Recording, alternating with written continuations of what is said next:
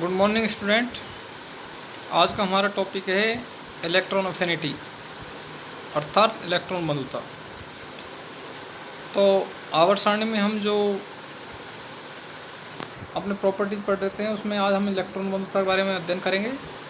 तो इलेक्ट्रॉन बंधुता ऊर्जा की वह मात्रा है जो किसी गैसीय विलगित परमाणु में इलेक्ट्रॉन के जोड़ने पर मुक्त होती है। प्रथम इलेक्ट्रॉन जोड़ने, द्वितीय इलेक्ट्रॉन जोड़ने आदि को हम प्रथम इलेक्ट्रॉन बंधुता, जिसको हम E1 से डिनोटेट करते हैं। यदि द्वितीय इलेक्ट्रॉन जोड़ेंगे तो उसको द्वितीय इलेक्ट्रॉन बंधुता, इसको E2 के द्वारा प्रदर्शित करते हैं। आयनन विभव में परमाणु अथवा आयन से इलेक्ट्रॉन निकालने में सदैव ऊर्जा का अवशोषण होता है, जबकि इलेक्ट्रॉन बंधुता में उदासीन परमाणु में पहला इलेक्ट्रॉन जोड़ने में तो ऊर्जा मुक्त होती है, जबकि दूसरा इलेक्ट्रॉन जोड़ने में ऊर्जा का अवशोषण होता है। इसका कारण यह है कि पहला इलेक्ट्रॉन उदासीन परमाणु में जुड़ता है, जबकि दूसरा इलेक्ट्रॉन एक ऋणायन में जुड़ता है, जो प्रतिकर्षण के कारण ऊर्जा को अवशोषित करता है। जैसे हम इसमें एक समझ सकते हैं, जैसे कोई कंपाउंड, उसको जैसे एक्स मान लिया कोई भी, तो एक्स में एक इलेक्ट्रॉन जो होगा तो एक्स माइनस जी, और प्रथम इलेक्ट्रॉन होता है E1 के रूप में हुई। अगर नेगेटिव है द्वितीय, अगर एक इलेक्ट्रॉन जोड़ेंगे तो इसमें जो द्वितीय इलेक्ट्रॉन होता है वो नेगेटिव हो जाएगी E2। Methods of determination of electron affinity, इसको हम बॉर्न हेवर साइकिल के द्वारा भी समझ सकते हैं। बॉर्न हेवर चक्र किसी आयनिक यौगिक में बनने की ऊर्जा, तत्वों के आयनन विभव, इलेक्ट्रॉन बंधुता, वाष्पन तथा वियोजन ऊर्जा एवं जाल ऊर्जा में संबंध बतलाने वाला एक ऊष्मागतिक चक्र है। ये हमारा बॉर्न हेवर चक्र है, इसमें जैसे सोडियम सॉलिड फॉर्म में और क्लोरीन है वो गैसीय फॉर्म में। यदि हम इसको दोनों को जोड़ के NaCl का सॉलिड फॉर्म बनाएं तो उसका दो प्रोसेस हो सकता है। एक तो उसमें हीट ऑफ फॉर्मेशन, अभिक्रिया को उष्मा देकर भी उसको NaCl सॉलिड में कन्वर्ट कर सकते हैं। जो उसकी हीट ऑफ फॉर्मेशन अभिक्रिया उसमें होती है वो -Q के बराबर होती है। इसी प्रकार जैसे सोडियम सॉलिड फॉर्म है, उसको अगर हम सब्लिमेशन एनर्जी दे जाए तो सॉलिड से गैसीय फॉर्म में आ जाएगा, और फिर उसके आयनन ऊर्जा देखने के बाद में Na+ के रूप में कन्वर्ट हो जाएगा।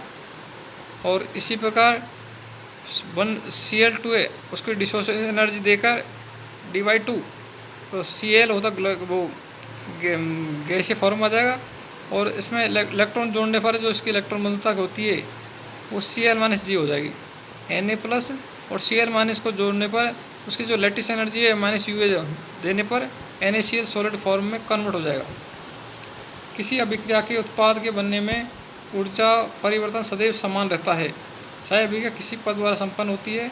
अब इसको हम इस तरह से बता सकते हैं, जैसे -Q बराबर S + I + D/2 plus -E plus -U0।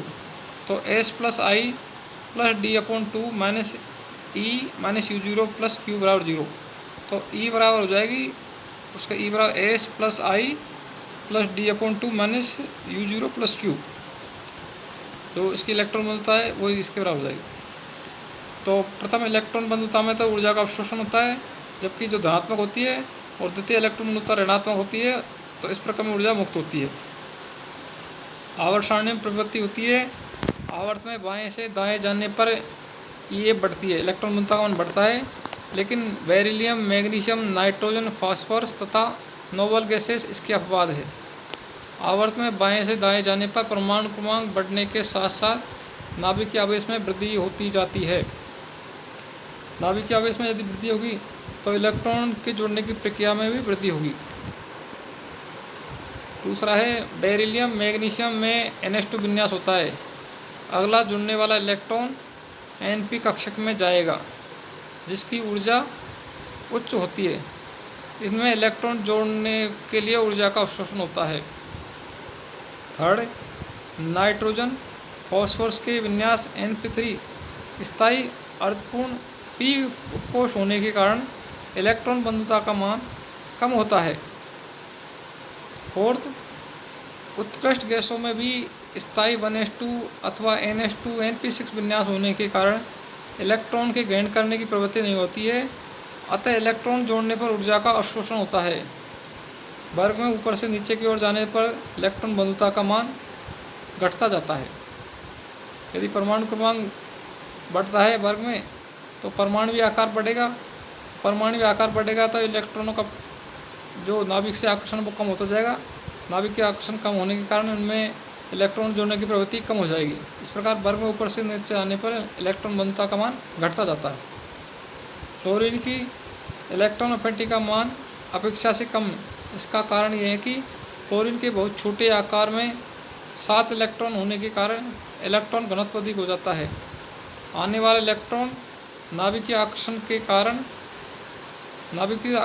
आने वाले इलेक्ट्रॉन नाभिकीय आकर्षण के साथ साथ इलेक्ट्रॉनिक प्रतिकर्षण भी कार्य करता है, जिससे मुक्त होने वाली ऊर्जा का मान कम होता है। इस कारण से फ्लोरीन की इलेक्ट्रॉन अफिनिटी का मान अपेक्षा से कम होता है। Factor affecting of electron affinity. Electron बंधुता को प्रभावित करने वाले कारकों में नंबर 1 है परमाणु आकार। यदि किसी भी तत्व का परमाणु आकार बढ़ेगा तो उसकी इलेक्ट्रॉन अफिनिटी का मान घट जाएगा, क्योंकि परमाणु आकार के बढ़ने से नाभिकीय आकर्षण जो बाह्यतम इलेक्ट्रॉनों पर होता है वो कम हो जाता है।